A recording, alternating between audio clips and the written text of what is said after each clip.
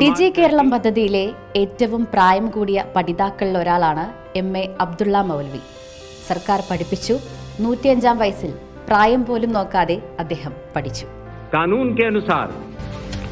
Mobile ഉപയോഗിച്ചിട്ടേ എങ്ങനെയുണ്ട്? ഇഷ്ടമായോ mobile? ഇങ്ങനെ കുഴപ്പമില്ല,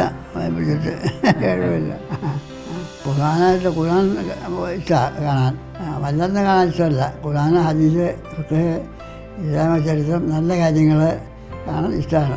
വാർത്ത കാണാൻ ഇഷ്ടമാണോ? വാർത്തയോ? വാർത്ത ഇഷ്ടമാണ്.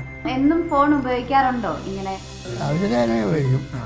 2019 കൊറോണ വന്നു കഴിഞ്ഞപ്പോഴാണ് പത്രമൊന്നും കിട്ടാമെന്ന്, ഒന്നും നാട്ടിനെ കുറിച്ച് അറിയാൻ പറ്റാമെന്ന് കഴിഞ്ഞപ്പോഴാണ് അപ്പം അങ്ങനെ കൊച്ചിനോട് പറഞ്ഞു, പിള്ളേർ ഇങ്ങനെ മൊബൈലിൽ നോക്കുന്നതാണ്, ഇപ്പോൾ അതിനകത്ത് വാർത്ത കിട്ടുമെന്ന് ചോദിച്ചു. അങ്ങനെ വാർത്ത കിട്ടുമെന്ന് പറഞ്ഞ് വാർത്ത എടുത്തു കൊടുത്തു. അങ്ങനെ ഇരിക്കുമ്പോഴാണ് ഡിജി കേരളത്തിൻ്റെ പദ്ധതിയായിട്ട് 2024 അവർ പഞ്ചായത്ത് അവരുമായിട്ട് അവർ വരുവും അതിനെക്കുറിച്ച് പറയുകയൊക്കെ ചെയ്ത്. പഠിക്കുന്ന കാര്യങ്ങൾ നല്ല അതൊരു ഹോബിയുടെ ശൈലി പോലെയാണ്.